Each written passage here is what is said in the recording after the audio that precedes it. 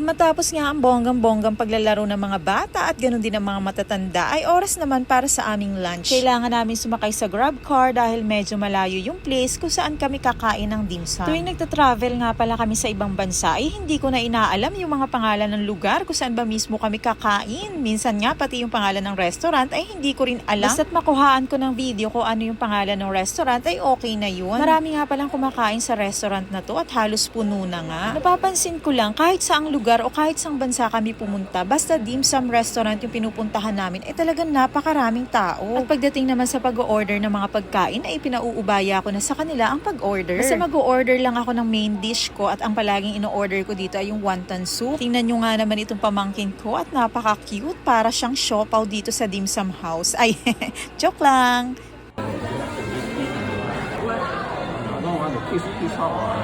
No, nose to nose. You only kiss on the cheek, cannot kiss mouth. You only can kiss. No, I mean, see what they do. Nose to nose.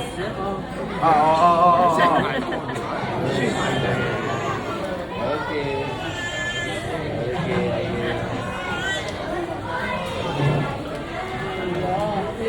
Sobrang close talaga nitong magpinsan na to at kahit saan kami kumain ay kailangan magkatabi sila palagi.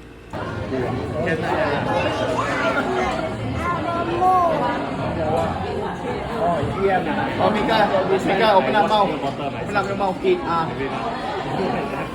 want to eat.